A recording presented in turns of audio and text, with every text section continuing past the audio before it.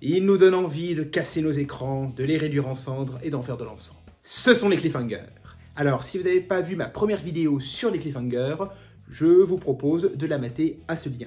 Faut pas se leurrer, la plupart des cliffhangers, c'est comme les alertes Pôle emploi, ça fait joli dans le paysage, mais dans les faits, c'est pas vraiment efficace. C'est pour ça que je vous propose mon top 20 de mes cliffhangers préférés. Alors, je les ai choisis, tous ces 20, parce que, au-delà de leur efficacité, ils apportent quelque chose vraiment au genre du cliffhanger. Pendant la vidéo, je vais aussi vous mettre 5 timecodes, parce que 5 de ces cliffhangers sont des gros spoils.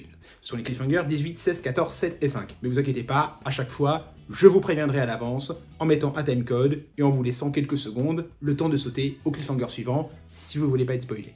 Et bien sans plus attendre, on commence ce top. Numéro 20. Le cliffhanger littéral. Soyez honnêtes, combien d'entre vous ont vu un cliffhanger dans le sens, on va dire, primitif du terme? Un cliffhanger où il y a un héros ou une héroïne qui est suspendu à une falaise. Cliffhanger. Eh bien, il y en a un qui est très bon dans la série Green Wing. Mais dans Green Wing, sitcom médical un poil décalé, l'épisode 9 se termine par la révélation du héros qu'il a failli coucher avec sa mère biologique. Il devient fou, et on peut le comprendre, du coup il prend une ambulance, il roule à pleine vitesse, ça en comprend moins, et il finit en équilibre sur une falaise. Numéro 19. Le classique des classiques. Attention, épisode culte. Dallas adore les cliffhangers what the fuck. On a souvent en tête celui du final de la saison 9, avec le retour de Bobby un an après sa mort. Un retour qui sera expliqué en considérant la saison 9 entière comme un immense rêve de Pamela. Mais le cliffhanger de l'épisode A House Divided de Dallas, c'est tout simplement le cliffhanger des cliffhangers. C'est ce cliffhanger-là qui a incité tous les autres scénaristes ensuite à en mettre dans leur série. À la fin de la saison 3 de Dallas, le méchant JR quitte son bureau et se fait tirer dessus par un inconnu. Toutes les étoiles sont alignées. Le choc, l'inédit, le mystère du tueur, le fait de flinguer un mec aussi culte. Tout ça a formé ce grand moment de télévision. Numéro 18. Le timing parfait. Ah, c'est le signe que nous approchons de la zone spoiler. Alors, ceux et celles qui ne veulent pas se faire spoiler Breaking Bad, je vous mets un petit timecode où vous pouvez sauter en toute sécurité. Pour ceux et celles qui seraient téméraires ou intrépides, bienvenue à Spoilerland. Vous savez ce que c'est le slow burn? C'est tout simplement quand l'action bouge à un tempo assez lent, assez modéré, mais où la tension, petit à petit, s'accumule, et finit par exploser dans un payoff qui nous récompense. Et le payoff va être d'autant plus fort que il va arriver au moment inattendu. Et à ce pigeon-là, Breaking Bad, c'est le king. Les fans de Breaking Bad se demandaient depuis le pilote quand Hank allait percuter que son beau-frère Walter White était en fait le trafiquant de meth Heisenberg. Vince Gilligan, le créateur, couronne ce slow burn en le faisant arriver au moment le plus inattendu, lorsque Hank est aux toilettes. Crescendo, visage stupéfait d'Hank, noir. Ce cliff est d'autant plus fort que c'était un cliff de mi-saison. Vous imaginez l'état des fans pendant quelques mois après ce dernier plan. Numéro 17. Celui avec le lapsus. C'est un cliffhanger qui est très connu, mais qui repose sur un ressort qui est pas forcément très fréquent dans les séries. Le lapsus. Ross Geller, longtemps amoureux de Rachel, semblait se faire une raison et choisit de se marier avec Emily. Take the Emily, take the Rachel. Stupeur dans l'assistance, gros plan effaré, cliffhanger, fan hystérique. Pourtant, c'est un genre de cliffhanger qui est plus courant dans les soap-opéras. Mais Friends n'a jamais caché l'influence des soaps, ne serait-ce que pour le nom de ses personnages, tous dérivés du soap All My Children. Numéro 16, le méchant inimaginable. Ah, retour de la zone spoiler. Voici donc le timecode, comme prévu. Pour le reste, Spoilerland vous attend. Pourquoi on aime les révélations dans les séries? Tout simplement parce que ça rebat les cartes. Ça fait virer l'histoire dans une autre direction. Et à ce jeu-là, 24 heures chrono assure à fond. Alors 24 heures chrono est une série qui carbure aux révélations de traîtres divers et variés. Mais en saison 5, la diabolique intrigue des auteurs vise très haut. Personne n'imaginait que le diabolique tireur de ficelles de la saison était le président américain lui-même, allié des terroristes.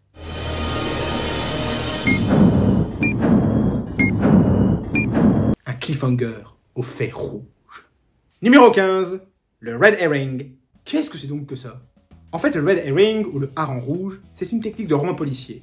Basiquement, c'est l'équivalent de la fausse piste. Voilà, c'est quand on te balance un truc à la figure en disant « Hé, tu retiens ça, c'est très important !» Du coup, tu tournes la tête dans la mauvaise direction, et tant que tu comprends que tu viens de faire rouler, c'est trop tard, les auteurs te foutent un crochet du droit avec la vraie révélation, et t'es KO. Et un des plus beaux Red Herring se trouve à mon sens dans une épatante série de Ryan Murphy, Nip Tuck. Dans Nip Tuck, le découpeur est un criminel qui viole et mutile ses victimes. À la fin de la saison 2, tout concourt à faire de Troy la prochaine victime du découpeur. Hélas, par un cruel twist, ce n'est pas Troy mais Christian, son meilleur ami, qui est visé. Telle est la vengeance du criminel à torturer son ami. Déjouer les attentes du spectateur au moment même d'un climax, ça c'est tout à fait du super red herring. Numéro 14. Les montagnes russes. Ah, de nouveau la zone spoiler.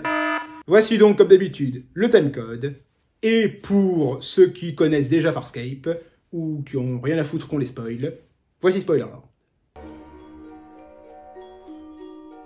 Un autre moyen de déclencher un cliffhanger efficace, c'est de faire passer le public dans des montagnes russes émotionnelles. Tu le fais passer vraiment d'un état d'esprit à un autre en quelques secondes. Il y a plusieurs séries qui l'ont fait très bien, comme Dynasty ou même NCIS. Mais pour son côté délirant, j'ai choisi Farscape. Dans l'ultime épisode de la série, Christian offre enfin à son aimée Irene une bague de mariage. La joie des fans laisse vite place à une super horrifiée quand, au même moment, les Seeds du méchant Cropius désintègrent leur bateau, et nos héros avec. Là où ça devient drôle, c'est que les auteurs n'ont su qu'après le filmage de l'épisode que ce serait le dernier épisode de la série.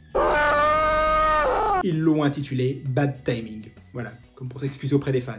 Mais rassurez-vous, ils ont réussi à décrocher ensuite un téléfilm de conclusion avec une vraie fin satisfaisante. On l'a échappé belle. Numéro 13, la résolution what the fuck. Alors la plupart des cliffhangers que j'ai choisis, je les trouve cool, vraiment. Mais je dois admettre que leur résolution, elle n'est pas forcément à la hauteur.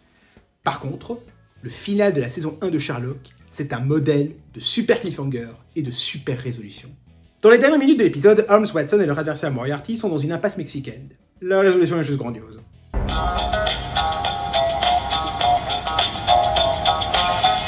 Do you mind if I get that? Oh no, please. La résolution s'est faite en 3 temps. Staying Alive, qui casse la tension, la nouvelle mystérieuse, qui finit la scène, et la toute fin de l'épisode 1h30 plus tard, où l'on apprend pourquoi Moriarty a épargné Sherlock. C'est du grand art. Numéro 12. Le Time Jump. Alias feuilleton SF espionnage qu'on doit à J.J. Abrams, c'est sans doute une des meilleures séries qui soit pour les cliffhangers. Elle est même tellement bien qu'il y aura un deuxième cliffhanger d'Alias plus loin dans le classement. J'aime beaucoup le cliffhanger de la saison 2, tout simplement parce qu'il a fait date. C'était une des premières fois qu'une série prenait le risque de faire un time jump. C'est-à-dire que quelques années, qu'un laps de temps s'écoule entre 2 saisons, mais un laps de temps assez important. À la fin de la saison 2, l'héroïne Sidney Bristow s'effondre, épuisée à l'issue d'un combat à mort. Mais quand elle se réveille, les surprises tombent en cascade. Déjà une épouse USA, mais en Chine. Et surtout, son petit ami Vaughn est marié à une autre femme. You've been missing for almost 2 years. Avec ce time jump, J.J. Abrams a créé pour les scénaristes un nouveau moyen d'étendre leur univers, leurs possibilités. Et ça, c'est grand. Numéro 11. Le jeu de la loterie. Pourquoi un cliffhanger c'est efficace? À cause du danger. On tremble pour la personne qui est en danger ou qui vient juste de se faire tuer. Mais qu'est-ce qui se passe si tu rajoutes le qui? Si tu ne sais pas qui est en danger, qui est en train de se faire tuer? L'une des premières fois quand un tel cliffhanger a été utilisé, c'était à la fin de la saison 2 de Falcon Crest, avec un coup de feu mortel frappant un des héros sans qu'on sache tout de suite qui. Mais s'il y a un cliffhanger de ce genre qui a fait date, c'est bien celui du final de la saison 6 de The Walking Dead, lorsque le méchant Negan choisit au hasard qui il va tuer à coups de batte dans le groupe de nos héros. Mais sans qu'on sache qui. Numéro 10. Le jeu de la loterie, bis. La loterie de The Walking Dead, ça concernait le qui. Celle de Breaking Bad, c'est est-ce que. Dans le final de la saison 3, Jesse, dans un état psychologique lamentable, doit pour la première fois de sa vie tuer quelqu'un, son complice Gale, pour sauver sa peau. Jesse tire, mais nous ne savons pas s'il a tiré sur Gale ou à côté. Alors ce genre de cliffhanger n'est pas nouveau. La série originale Dallas se termine avec JR qui se prend un flingue pour se suicider. Mais quand il tire, on ne sait pas si JR s'est tué ou s'il a tiré sur le miroir. Mais Breaking Bad est allé plus loin dans sa mise en scène. On a l'impression que Jesse nous tire dessus, de la même manière que la fin du vol du Grand Rapide, un des premiers films au monde à casser le 4e mur. Numéro 9. En 2 temps. Grossièrement, on peut séparer les cliffhangers en 2 parties. Les cliffhangers physiques, les cliffhangers d'action, et les cliffhangers psychologiques. Des cliffhangers souvent à base de révélations. Si vous mélangez les deux, vous êtes les rois du pétrole. C'est ce qui est arrivé à Alias à la fin de la saison 4. Après une aventure mouvementée, Sidney se rend compte que son petit ami, Vaughn, lui cache quelque chose. Embarrassé, Vaughn se tourne vers elle et lui lance. For starters, my name isn't Michael Vaughn. Je vous rappelle que Vaughn est là depuis le pilote. Et au bout de 4 saisons, il nous lâche cette bombe. Et le pire, c'est qu'on n'a même pas le temps de respirer. Une double surprise qui colle à l'écran, c'est un cliffhanger de fin de saison, c'est du grand art, encore une fois. Numéro 8. Du côté obscur, parmi tous les chocs émotionnels qu'on peut avoir, peu sont aussi forts que de voir un combattant du bien basculer dans le camp du mal. Et Star Trek La Nouvelle Génération a complètement compris le concept. Puisqu'à la fin de la saison 3, le valeureux Picard, leader de la série, se retrouve assimilé par un Borg. Prêt à réduire toutes les colonies en esclavage, Picard semble définitivement perdu. Le choc de l'apparition redouble quand Riker est acculé à une terrible décision. Mr. Worf. Fire. Mortel. Et d'ailleurs, si vous connaissez la saison 2 de Buffy, vous savez qu'il y a un événement un peu similaire qui se déroule. Numéro 7. La fausse fin. Encore une non-spoiler. Alors là, c'est carrément un spoil de la fin de la série. À moins que la série ne vous intéresse pas ou que vous l'ayez déjà vue, le timecode est indispensable. Bienvenue de nouveau à Spoilerland. Est-ce que vous avez remarqué comment la plupart des séries se terminent? Généralement, ça termine sur un épilogue. Une espèce d'épilogue qui relâche peu à peu la tension après le gros climax qui vient de suivre. Ça, c'est ce que font la plupart des séries. Sauf que lorsque vous avez Steven Moffat qui crée une série, généralement les règles, il n'en a pas trop grand chose à foutre. À la fin de la série, Hyde se sacrifie pour sauver les enfants de Jackman, le Neo Jekyll, des griffes d'Utterson, qui est la méchante de la série. Une fin heureuse alors? Eh non, car dans les ultimes secondes, la mère de Jackman déclare qu'elle porte aussi le gène maudit et se métamorphose, devinez qui, en Utterson. Cliffhanger digne de la Hammer. Enfin, franchement là, Moffat a frappé très fort. Numéro 6. 3 pour le prix d'un. Qu'est-ce qui est mieux qu'un cliffhanger? 2 cliffhangers. Puis, allez, au moins les années 80, on sait que les épisodes de série ont toujours plusieurs storylines mêlées. Du coup, qu'est-ce qui se passe si vous décidez d'achever les 3 storylines sur un danger ou une révélation? Eh ben vous avez un triple cliffhanger. Alors il y a eu beaucoup de triple cliffhangers, notamment dans Doctor Who. Mais je parle de la série classique. Ils te foutent des doubles, des triples, des quadruples cliffhangers. C'est juste génial. Mais finalement, j'ai choisi le triple cliffhanger de la fin de la saison 1 de Twin Peaks, parce qu'il a une lecture méta. Mark Frost, le showrunner de Twin Peaks, n'a jamais caché son dégoût pour les soaps genre Les Feux de l'amour. C'est pour ça que Twin Peaks reprend en fait les codes des soaps pour mieux les tremper dans le thriller et le fantastique. Et vu que les épisodes de soap se terminent toujours sur des gros cliffhangers bien lourds, pas subtils, eh bien Frost fait un génial commentaire ironique avec un triple cliffhanger complètement délirant. 1. Shelley et Martel sont piégés dans une maison en feu. 2. Audrey Horne apprend que le bordel où elle s'infiltrait est en fait tenu par quelqu'un qu'elle connaît très bien. 3. Cooper se fait tirer dessus par un inconnu. C'est énorme, c'est exagéré, c'est grandiose, c'est Twin Peaks. Numéro 5. Le cliff qui résume toute la série. C'est la dernière fois que nous allons traverser les contrées de la zone spoiler. Voici le timecode pour ceux qui veulent se sentir en sécurité. Pour tous les autres, Spoilerland vous tend les bras une dernière fois. Dans de rares cas, le cliffhanger peut terminer une série et exprimer dans l'inachèvement du cliffhanger et de la série, elle peut résumer l'essence même du show. Et je n'ai pas de meilleur exemple qu'Angel. L'une des thèses de la série Angel est que la guerre entre le bien et le mal est sans fin. Partant de là, les héros d'Angel ne peuvent pas avoir de victoire durable contre le mal. Dans le final de la série, Angel et ses amis détruisent le maléfique cercle de l'aiguille noire. Et c'est pour mieux plonger dans la bataille suivante. L'épisode se coupe brutalement quand Angel dégaine le premier coup. Lutte sans fin entre les ténèbres et la lumière. Let's go to work. Numéro 4. La Doctor Who Fever. Ce cliffhanger-là est particulier parce qu'il ne pouvait arriver qu'à cette série. La série est un tel phénomène que désormais, on sait bien à l'avance quand est-ce que un docteur va céder sa place à un autre. C'est pour ça que le cliffhanger de The Stolen Earth a pris tout le monde de court. À la fin de l'épisode, le 10e docteur, joué par David Tennant, est touché par un tir mortel de Dalek. Or, ni Tennant, ni le showrunner, ni la BBC n'avaient annoncé quoi que ce soit les jours précédents. Pourtant, sous nos yeux choqués, l'épisode se termine par le docteur commençant sa régénération. L'événement a déclenché ce que les médias ont appelé une Doctor Who Fever, avec pendant une semaine des fans complètement en feu qui se sont mis à élaborer les théories les plus folles. Fait rare, le cliffhanger sera génialement résolu. Maintenant, c'est l'heure d'attaquer le top 3. Alors, si j'ai choisi ces 3 cliffhangers-là, c'est parce qu'ils ont changé à jamais l'ADN même de leur série. Alors on respire un bon coup pour le podium. Numéro 3, série génétiquement modifiée. Code Quantum raconte les aventures de Sam, voyageur temporel qui prend possession d'hommes, femmes, voire d'animaux anonymes.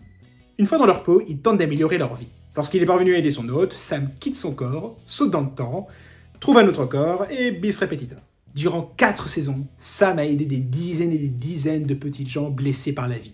C'est pour ça que la fin de la saison 4 a pris tout le monde de court. Dans les dernières secondes du final de la saison 4, le showrunner Donald P. Bellisario prend tout le monde à revers en projetant Sam dans le corps de Lee Harvey Oswald, l'assassin de John Kennedy, quelques heures avant le coup de feu fatal. Oh boy. Ce cliffhanger est choquant à plus d'un titre. C'est la première fois que Sam est dans la peau d'une célébrité, si on peut dire. Il est dans la peau d'un assassin. Et surtout, comme Sam vit dans notre réalité, on sait que, pour une fois, il ne pourra pas empêcher Oswald de commettre son crime. Et pourtant, Bellisario va quand même trouver un moyen pour que Sam change quand même quelque chose d'important. Ce cliffhanger est une des rares fois où une série a changé son identité, puisque à la saison 5, Sam va non seulement aider des petites gens, mais aussi des célébrités. Ça va vraiment changer l'ADN de la série, et ce sera quand même très réussi. Numéro 2, le faux flashback. Qu'on aime ou pas Lost, faut quand même admettre qu'elle a un peu révolutionné la manière dont on raconte une histoire. Et pour la saison 3, oh mon dieu, ils ont fait fort. Pendant les 3 premières saisons, Lost s'appuie sur 2 narrations, le temps présent et les flashbacks. Mais le final de la saison 3 propose quelque chose d'inédit en ajoutant une 3e narration, les flash-forward, des scènes se déroulant dans le futur. L'habileté diabolique de l'épisode est qu'on ne se rend pas compte que ce sont des flash-forward, du moins pas avant le cliffhanger final. C'est quand même rare qu'un cliffhanger joue à la fois sur la narration et la temporalité. Et ça va vraiment changer le cœur du show, puisque désormais, nous n'aurons plus 2 temporalités, mais 3 temporalités avec les flash-forwards. Ils ont changé également la manière de raconter une histoire au sein même d'une série déjà assez révolutionnaire en soi. Mind-blowing. Et maintenant, vient l'heure de vous donner mon cliffhanger préféré. Alors, je préfère vous prévenir tout de suite, c'est un cliffhanger qui est nanar. Oui, c'est un cliffhanger qui est complètement con, qui est complètement débile. Vous allez comprendre pourquoi je l'ai choisi quand même. Parce que, oh putain, question what the fuck, je crois qu'on n'a jamais fait mieux. Numéro 1, le cliffhanger nanar. Vous connaissez peut-être Dynasty, le soap-opéra de CW. Eh bien, il s'agit d'un reboot d'un fameux soap des années 80 qui s'appelle aussi Dynasty. Et bien de Colby, c'est le spin-off du Dynasty original. Avec les mêmes ingrédients, sexe, argent, famille, mensonges, trahison, rivalité, franchement, on a tout à panoplie. Alors quand c'est bien foutu, ça donne Downton Abbey ou Succession. Quand c'est mal foutu, ça donne The Colbys. Mal joué, mal écrit, fauché, pas crédible même pour un soap, la production décide d'arrêter les frais et disent « Bon les mecs, vous finissez la saison 2 et puis vous dégagez ». Sauf que quand ils apprennent ça, les showrunners William Bast et Paul Hudson, eh ben ils l'ont un peu mauvaise. Du coup, ils ont décidé de partir avec ce que je crois être le plus gros doigt d'honneur jamais fait à une chaîne. Alors, qu'ont-ils préparé pour le personnage de Fallon Carrington? Un changement de sexe? Une grossesse? Un meurtre? Un jumeau maléfique? Rien de tout ça. Vous n'êtes pas prêts. Dans le final de The Colbys, Fallon, qui a beaucoup de problèmes en tête, décide de fuir sa famille toxique et prend sa voiture. Alors qu'elle roule en plein désert, sa voiture s'arrête. C'est alors que...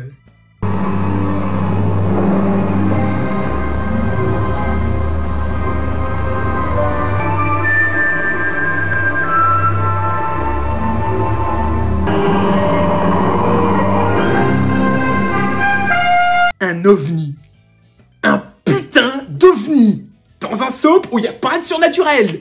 Ça n'a aucun de putain de sens. C'était donc mon top 20 de mes cliffhangers préférés. Je suis sûr que j'ai laissé plein de géniaux cliffhangers sur la route. Parce que, bon, bah voilà, faut faire un choix. N'hésitez pas à me dire vos cliffhangers préférés dans les commentaires. Et n'oubliez pas, le binge-watching, c'est la vie.